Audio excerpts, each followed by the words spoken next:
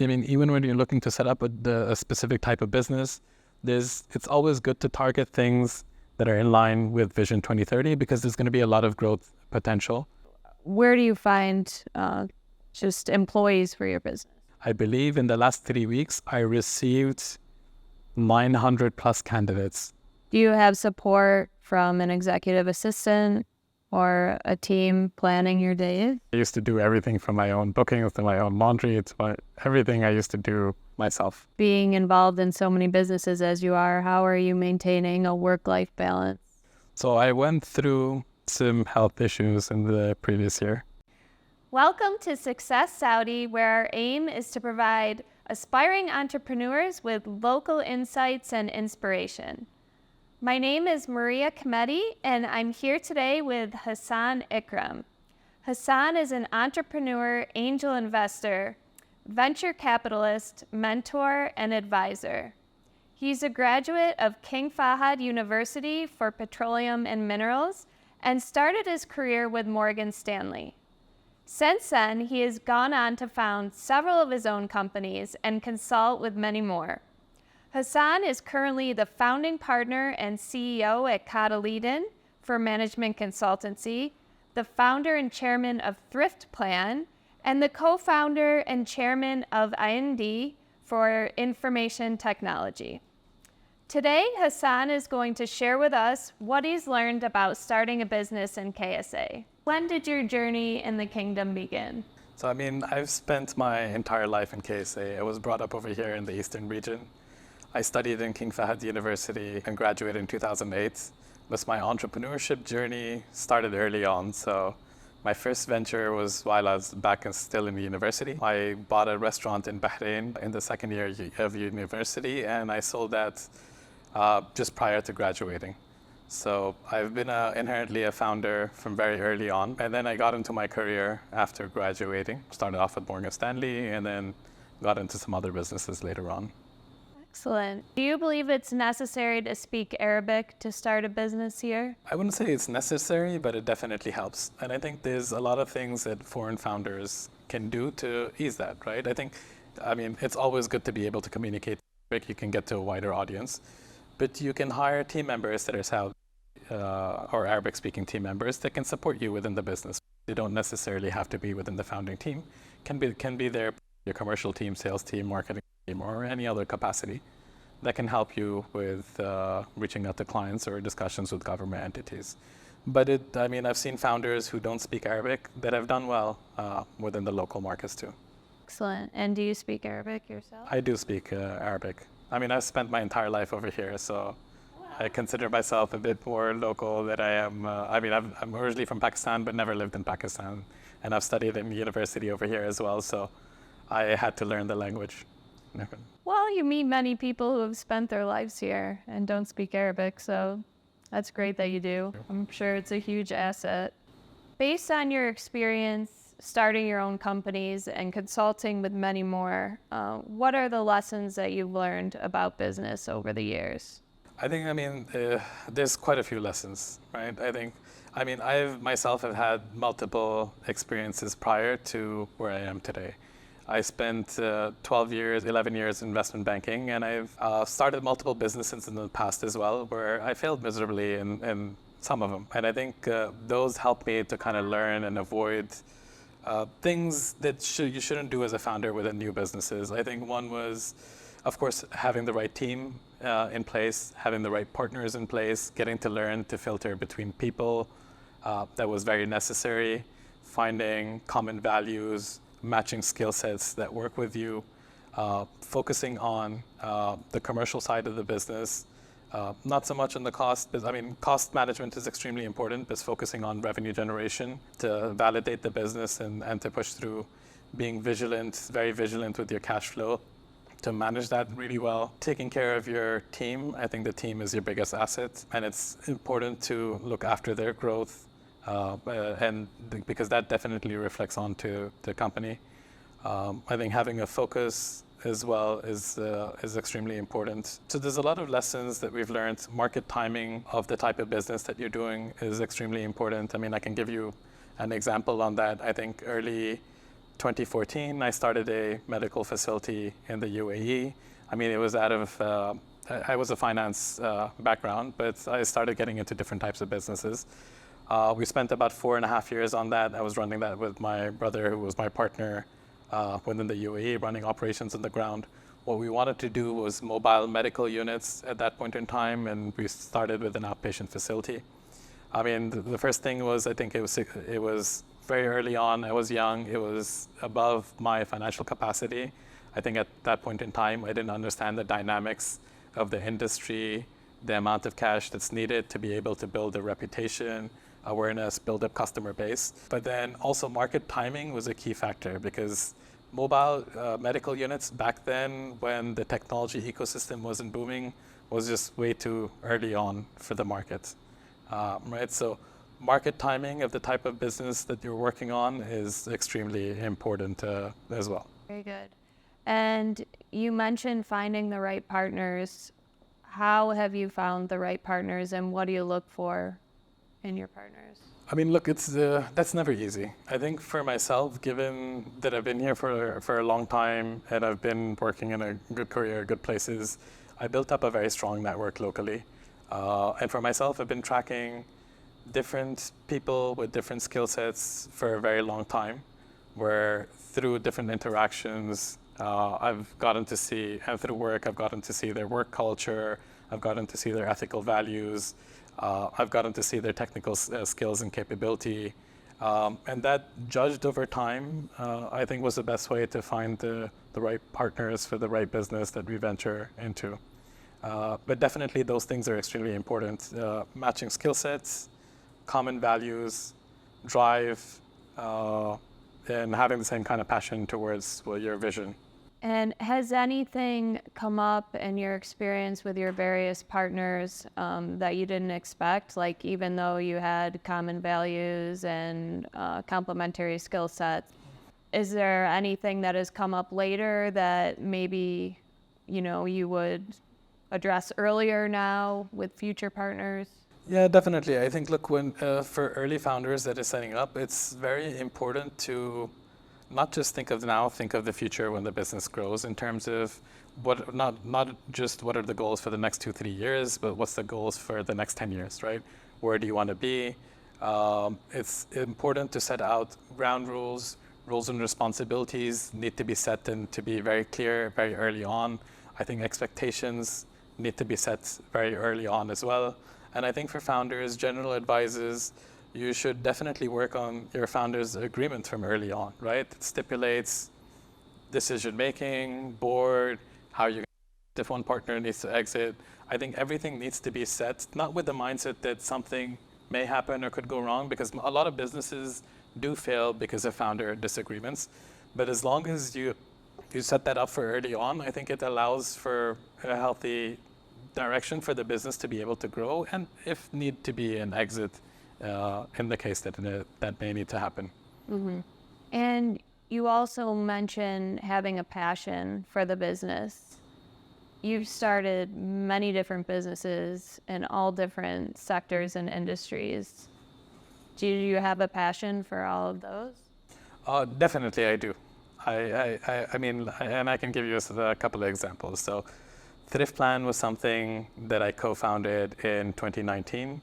But Thriftplan, basically, it's an employer-sponsored employee savings scheme. It's driven by the fact that there was no saving solutions for our youth that allowed them to build up savings and have social security for the long term.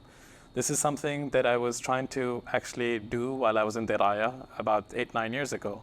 So I researched it. I tried to develop this when I was working in the financial institution. Because with the financial institution, sometimes they don't want to dedicate a budget until they have clients. And with a product like this, you cannot go out and look for a client if you don't have a product available. Right. So, I mean, when I left and I had the ability and the financial means and I had the right partner, I established Thriftplan, even though it was 5-6 years later. But it was better in terms of market timing. Okay. As well. So I'm definitely passionate about the type of businesses that I start and that I get into. I look for impact as well, and there's definitely a drive to it. I co-founded Falak Investment Hub for the same reason. I realized early on that I'm a I'm a serial founder, and I like to enable the right founders with me to grow the businesses. And that is why Falak was set up, where we set up, the angel network for the funding arm. That's why we set up incubation and acceleration programs. We set up our own investment-backed acceleration program to be able to work with a large number of startups and to be able to help them grow. And it was definitely driven by passion. Amazing. We both know that there's a lot of interest in the kingdom right now and foreign entrepreneurs wanting to start up ventures here. Are there any incentives or benefits available for foreign entrepreneurs? I would say definitely there is. And I would say, look, it's not necessarily structured as benefits either for Saudi nationals or for foreign entrepreneurs. There are a lot of benefits that are available for local Saudi companies that are set up, right? So if you come as a foreign national and you set up an entity in KSA, it's a KSA corporate that is set up. You can apply for, there's equity fee acceleration programs that you get. You can go, for example, there's a program under MCIT called the Code. What's MCIT? MCIT is the Ministry of Communication and Information Technology. They run a lot of acceleration programs for support of startups, and they have an initiative called the Code, and there's a website for that, for the Code. The code spelled COD? Yeah, the Code, and I think it's .mcit.com, but I can check that and provide that to you. And basically, you can sign up, and they qualify you. They pay for HR services. They pay for legal services. They'll pay your auditors to do your audit as well. And they pay for financial advisory services to a certain extent. You have access to service providers that you could get at a discounted price as well. So there's a lot of initiatives available. There's some from Munsha'at that are available as well, where you get access to a lot of discounted vendors that you need as a startup. You need access to marketing, for example, or legal or any other service providers. And they have a large list of service providers that would do it for a discounted pricing. Then there are access to programs, for example, like Hadaf, where this is specifically for Saudi nationals, not for Saudi nationals as founders, but you can be a foreign founder and you hire Saudis that are junior, that have less than 2 years of work experience or have come out of university. They will pay up to a certain percentage of the salary to provide as subsidies. But as a foreign national, you need to hire locals in your team in any case for a little bit of Saudiization reasons and for localization of your business and business development support. But you can get incentives on those things. So I think there's a lot of knowledge that's available online that founders who really want to can look at these things and be able to benefit from them for their own startup. Taqaddum is a fantastic acceleration program that is equity-free. MISCS has an accelerator program as well that is equity-free. They invest into GCC-wide startups or other foreign startups that are coming in and establishing into KSA. And they provide you a lot of support in terms of office space, mentorship, access to investors, a lot of PR and accessibility that you get as well. So there's fantastic initiatives available for founders to be able to benefit from. Excellent. So let's imagine that I'm a professional expat living in Riyadh and I identify a business opportunity. What steps would I need to take to start my business? What's the first thing I should do? I mean, look, there's a couple of factors that go in. The steps are not necessarily always the same. I mean, firstly, do you have funding yourself to start it initially? Are you looking for capital from the start? Those things have an impact on how you would kind of approach it. But generally, I mean, do your research into the type of business, figure out a business model. I would say work on an MVP. MVPs are very low cost. You don't need to spend a lot of money to come up with a minimum viable product or a very basic website. Go and talk to some customers as well. See if you would get demand from customers for a specific service, what type of pricing you would add. So if you know you're starting the business, you know you can target these potential clients and get them on as leads to convert to potential clients. Are there certain industries that foreigners can start businesses in? Are there certain industries that they can't go into? I think, look, if you're a technology-focused business, if you're on the startup side, under the entrepreneurship license, you have a lot of flexibility and a lot of different activities. I mean, all the way from fintech to marketing tech to legal tech to, there's a lot of different things you can go into. Definitely there are restrictions. I mean, if you're looking at a service-based business, for example, if you're trying to do trading, even trading, you can have ownership as a foreigner, but it's just a very high capital requirement, right? Because for a founder, I think it's about just reading up on regulations, knowing how to find the most cost-efficient way for you. As an example, I mean, the trading businesses, if I'm not mistaken, it's a capital of 20 million that you need for import, export, and these things. Because if you're a e-commerce business, you can tie up with the local Saudi entity that already has an import-export license, paying part of a commission, and then you sell that product through your e-commerce store, right? So there's smart ways to be able to operate within law, but not necessarily have high capital requirements or these things on yourself. But generally, under the entrepreneurship license, it's very cost efficient. It's not expensive. Between Ministry of Investments fees and the Chamber of Commerce is about 12,000 riyals a year or so that you pay. It's very cost feasible for any founder to be able to pay that on a yearly basis to set up on their entrepreneurship license. And you have a list of defined activities that are available online as well. And it's thousands of different activities that are available for foreign nationals to be able to work on. And where's the best place to look for the most current information about the licensing, the entrepreneurship license, the requirements? It's the Ministry of Investments website. Okay. They have a very detailed services that are available. They have the process, they have the application requirements that you need. Everything is covered. They cover this. They have I's and codes for the activities that you can get into. They have capital requirements defined for any type of business that you're getting into. They have detailed guide on the entrepreneurship license as well. I think you don't need to go anywhere else. I think you can just look on the Ministry of Investments website, go through the documentation that's available, and you will find all the answers that you need as a founder. Great. Have you seen many individuals be successful with the entrepreneurship license? Yeah, I think there's thousands of licenses that have been issued in the last couple of years, and that number is increasing significantly every year.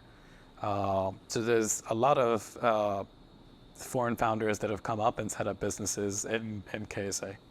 Are there any nuances about doing business in KSA that you're aware of and that you could point out to potential entrepreneurs? Depending on the type of businesses that you're doing, I think it's very important to read up on regulations. I mean, getting an entrepreneurship license is one, but there are other activities that may require different types of licenses. If you're a fintech, you may require licensing from either SAMA, which is the Saudi Arabian Monetary Agency, or the CMA, the Capital Markets Authority. So you have to go up and read up on those regulations based on the type of business that are there. Apart from that, I mean, even when you're looking to set up a specific type of business, it's always good to target things that are in line with Vision 2030 because there's going to be a lot of growth potential. Not to say, I mean, a lot of other sectors, I think, generally are very nascent, so there's a lot of potential. But if you go to, for example, Ministry of Tourism, you can figure out where they want to get to in the next 10 years by 2030, right? And you can easily figure out what areas I can try to start a startup to tackle this problem or bring up a solution within this area because there will be potential demand or support or push on this side. I think a lot of it just requires a founder who does their research to dig deep, but they can find a lot of these information. And I've seen in the last couple of years, government entities are very responsive, even on their customer care or their hot desk. Yes. You can call them up. You can call up the SME authority. They can dedicate a relationship manager that can guide you through which programs are running, what benefits are there. It just requires the founder to take that extra step to do that research themselves. And have some patience. And have some patience, definitely. Patience is always needed as a founder. Yeah. Where do you look for talent for your companies? That's a major challenge of any business. Do you have any tips on where to hire locals and finding the right people for your business? Definitely. Look, I mean, talent is a challenge globally. It's not just a challenge in KSA. I think there's multiple ways to be able to source talent. I mean, you have to be very active with networking, right? There's a lot of founder events that happen. There's a lot of investor networking events that happen. There's a lot of acceleration programs that are happening around KSA. Are there many of these events in English? Yeah. Generally, I would say most of these pitching events that are happening, تقدم, BISC, 500 startups, majority of the founders, they're all pitching in Arabic, in English. Okay. And even the founders that are there, I mean, most of them are English speaking. So you get to network, you get to, because for me, I think often, I mean, early stage startups, there's a large percentage that will fail. That's just inherently the nature of the game, right? And I think I have a very contrarian view over here where people think that, okay, it's a failed startup, it's a failed founder, I wouldn't want to invest into them. I think in a very different way where they've had a learning experience that nobody else has gotten. They can potentially be very good founders because they've become seasoned, they understand regulations, they know what the mistakes they've made in their first startup or their second startup and what they need to avoid. They would be a lot better in terms of spending money, use of proceeds, where to spend it, go to markets. So I often try to look for founders from businesses that necessarily didn't do well in the past. I look for qualities, right? The passion, drive, ethical values, and do they know that industry?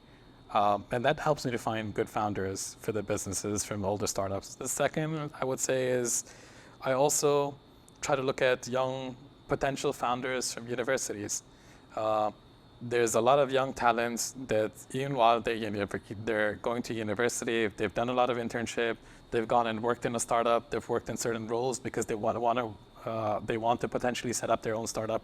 You can kind of get to see who has an entrepreneurial spirit and ability in them. And I try to target the younger talent as well to bring them on board to some of these startups. And do you find this younger talent at the same events? I would say sometimes, but often there's a lot of industrial management clubs or business clubs within a lot of the universities. They have their own events. And they invite people from the venture capital market and angel investors to come and support the young founders on how to set up their MVP or how to think about funding. And you kind of get to meet a lot of these potential future founders within the university programs. So as a foreign entrepreneur, is that something I'd be able to take advantage of? Yeah, definitely. I think it just requires being active, and those events are open to anybody. Just pick up the phone and try to reach out to the business club in the university. Ask them when an event is. I tell them you're a founder that wants to come to an event. I haven't seen anybody that will say no unless it's an event for a very specific purpose. But generally, most of those events are open. You just require to know that they're there. Go in, network as much as you can. You get to meet good potential future co-founders or talent to hire within your startups. Great. And what about employees? You mentioned, I think it's the HR fund has incentives to hire new graduates. And where do you find just employees for your business? There's many places. LinkedIn is a good channel. Definitely, we use LinkedIn extensively. We look at other startups sometimes within specific sectors to look at talent that may potentially be looking for other opportunities. We have, for example, a partnership with Fintech Saudi. Fintech Saudi has a fantastic internship program where they source local talent, and they even subsidize part of the monthly salary while they're interns. It's a 3-month internship program, and they have, they were running their talents where they're sourcing CVs through a portal that they have called Recruity. I believe in the last 3 weeks, I received 900 plus candidates from them, and they cover every area. Is that good or bad? Oh, that's fantastic. Yeah. We didn't pay for anything. We didn't have to go out and look anywhere. It was filtered. It was filtered and you They received filter 900. they filter and they approve, and then they let these students or people who have been early employees to then apply, right? So they're somewhat vetted, and they're willing to provide an incentive. And we had talents that were from marketing backgrounds, finance, legal, HR, MIS, software engineering. So you can find talent for a lot of different departments. So there's a lot of ways to be able to find early young talent. Do you know if these type of programs exist outside of fintech? They definitely do. There is, I think, a lot of ministry. I mean, for example, one of our startups was within the travel and tourism space. They went to Saudi Tourism Authority and they were trying to target tour guides within KSA. This was not talent per se to hire, but they wanted to be able to access tour guides to be able to offer them a solution to onboard them onto their platform. They provided them a list of a couple of thousand registered tour guides that were there. So I think every ministry, they're generally willing to provide support because I think every ministry has a target to bring about digitization within their sector and startups that come and serve that specific sector or their targets. So they're definitely willing to provide support. They may have programs or networking events that happen too within that industry, for example. So outside of fintech as well, definitely I think there are ways to be able to find talent through other means. Munsha'at is a good support where people can benefit to try to get access to talents or older startups. They would have a large database of startups that are registered. They can guide you to early startups that have closed down or not done well or maybe still exist, and you can try to target talents or potential co-founders from that channel as well. And as far as websites, you mentioned LinkedIn, social media. Are there any other websites that you use? We've tried a lot of other means, but I think for the most part, it's been headhunting directly through our own network, LinkedIn, and the other channels that I mentioned from the government entities. I think that's helped us to find most of our talents. Great. And speaking of the government entities, it seems like you have a lot of experience partnering with various government entities. Do you have any tips or suggestions in that regard? I think, look, it's a very relationship-driven market in the sense that you have to work to build a relationship, right? I think they're willing to provide supports within different ministries, even if you just call their call center. But to be able to partner with them, I think, attend their events, talk to people regularly, be consistent with it. I mean, government entities can never move at the pace necessarily of a private sector to just sign a partnership very quickly, right? It requires vetting, legal takes time, which is understandable. You have to be consistent. You have to be persistent. And go to their events and network as much as possible. I think once they see you more and more often and they build their trust and they know that you're on the ground for the long term, they will look to the partnership aspect becomes a lot easier. Yeah, that's great advice. Okay, so at Cotyledon, you're providing support, mentoring, financing for entrepreneurs. Can you share a recent success story? Yeah, absolutely. So there was one company recently. So I'll take a step back and just break down what Cotyledon is. So Cotyledon, I mean, it's called Cotyledon for Management Consultancy, but we have three main pillars to the business. One is the consultancy arm, where we support on advisory services to startups and to SMEs and to founders in general. And it's a wide variety of services, whether it's investor readiness, how to fundraise, how to do your financial modeling, figure out use of proceeds, business modeling, etc. The second is the investment arm, where we invest directly into startups, or we facilitate investments from our wider network of investors into potential startups or SME businesses. And the third is a venture builder arm. The venture builder arm is basically a kitchen to just launch new companies from scratch. I mean, in the past, I was founding multiple businesses myself, and I realized it's something that will never stop. But then I also need discipline, and I also need support. So I have a partner who's a CEO of the venture builder, immense support that works to, we structure companies from, just doing their MVP, doing the development, finding the right founders, pushing them out into the market, or working with other entities to help them set up new companies. So those are the three areas that we're working mainly with the startups and founders. One of the recent companies that we work with on the consultancy side was a business called Saudi Elan. Saudi Elan, or Himma Saudiya in Arabic. And basically, they do design, supply, installation of industrial kitchens for the hospitality sector, so for like hotels, restaurants, etc. Fantastic founder. The business grew immensely. So just to give you an idea, last year these guys did sales of about 57 million riyals, if I'm not mistaken, and a bottom line or net income 9.5 million riyals. This year they signed contracts worth 123 million riyals. So even at this high base, they had a more than close to 100% increase on their existing business. They're expecting to double their bottom line as well. This company, we worked with a licensed authorized person called Afaq Capital that is licensed under the CMA. We did a crowdfunding offering, and now we're doing a private placement to raise capital for the business. The capital was close to north of 30 million riyals that we're raising on the business. The crowdfunding aspect was 10 million riyals. We pushed this into the market. The intention was to raise 5 million over 1 week through crowdfunding, and then the next week we will raise 5 million additional through crowdfunding in 2 tranches.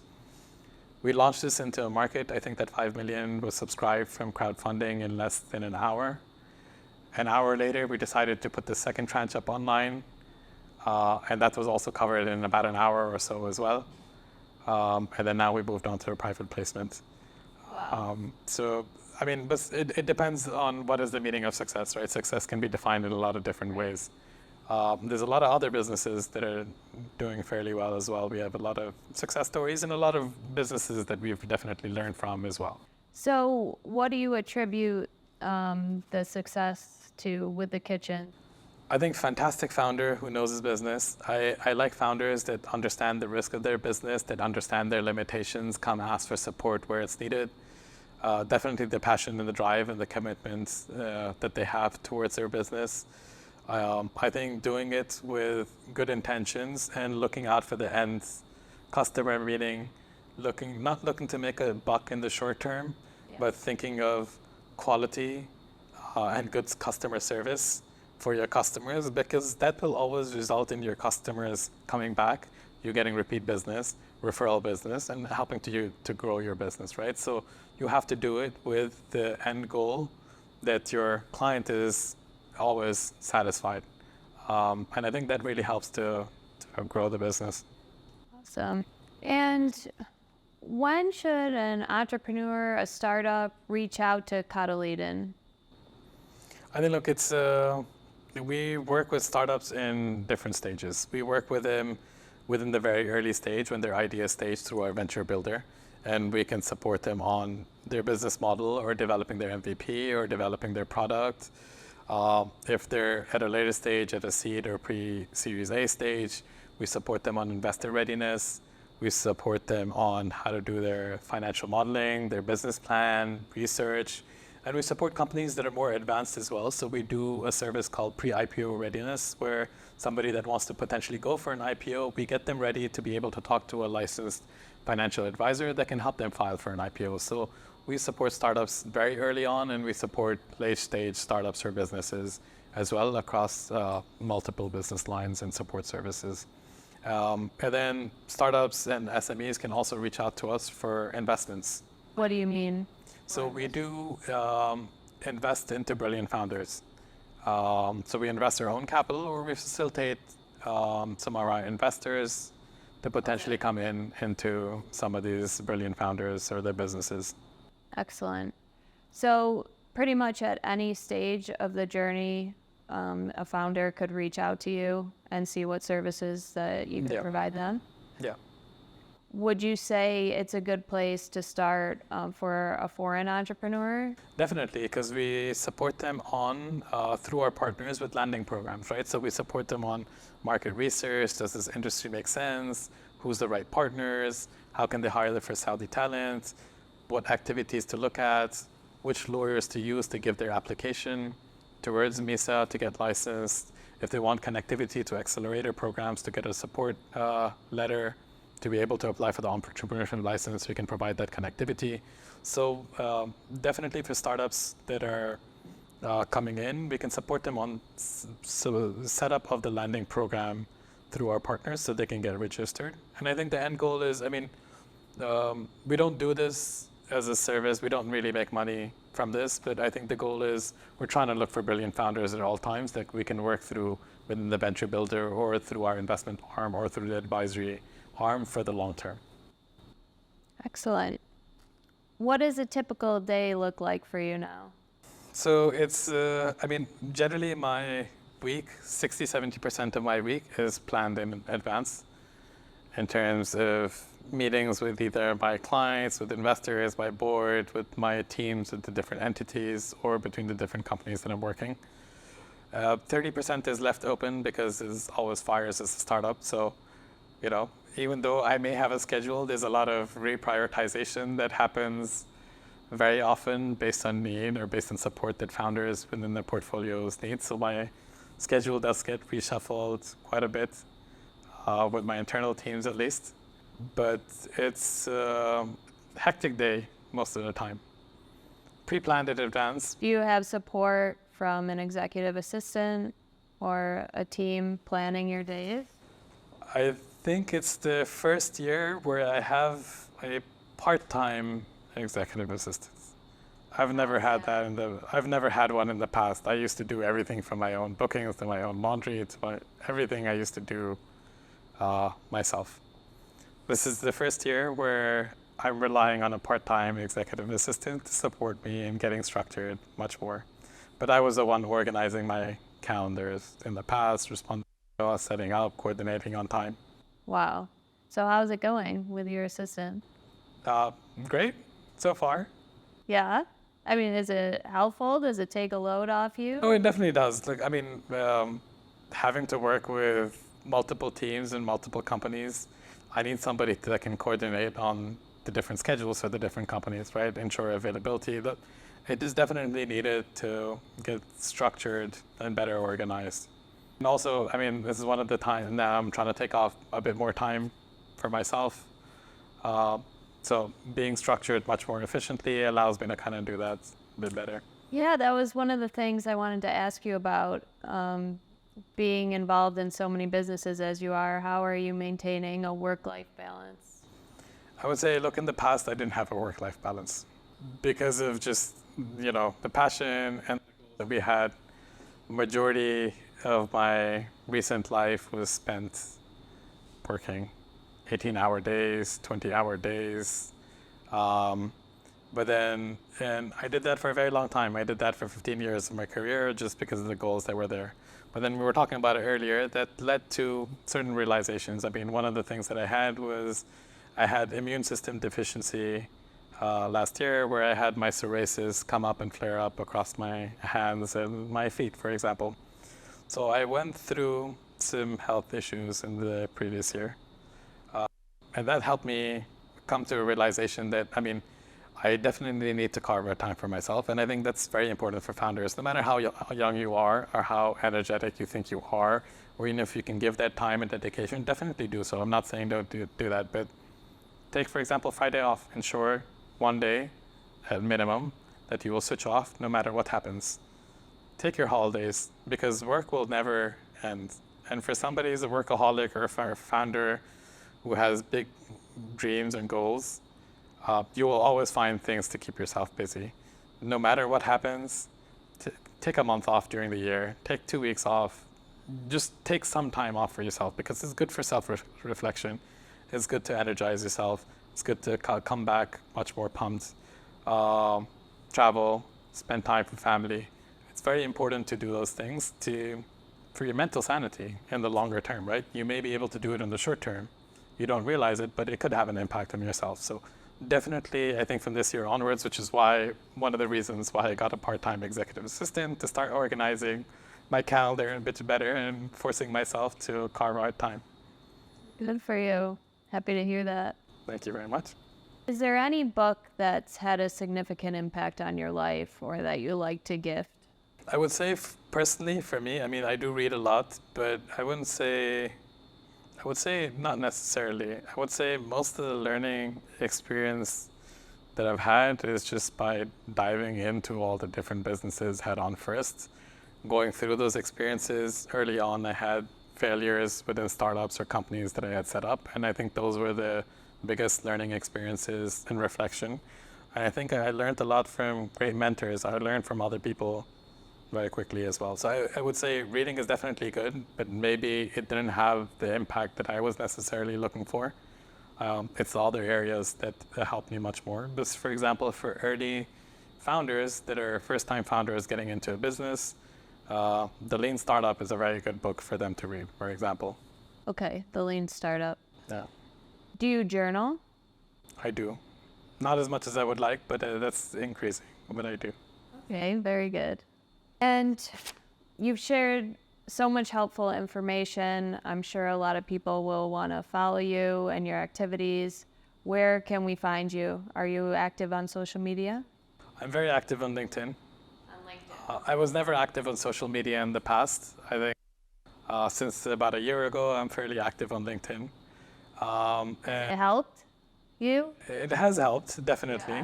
I mean, a lot of people reach out through LinkedIn, significant amounts. Founder startups, helps to create a good outward reach. I mean, we've gotten a lot of candidates for potential companies through LinkedIn as well. So it's helped a fair bit. I mean, in order to reach me, I think the best way is either LinkedIn or through my email. And that's available on the company website. Want to share it? But I can share that definitely. So it's Hassan, Hassan, at Cotyledon.sa. So Cotyledon.sa. Excellent. And do you have any last words? I think as founders, just be resilient. There's always going to be ups and downs. No matter what happens, even if you get into tough situations, never give up your drive. Keep going. Hard work eventually pays off. Awesome. Thank you, Hassan. Thank you very much.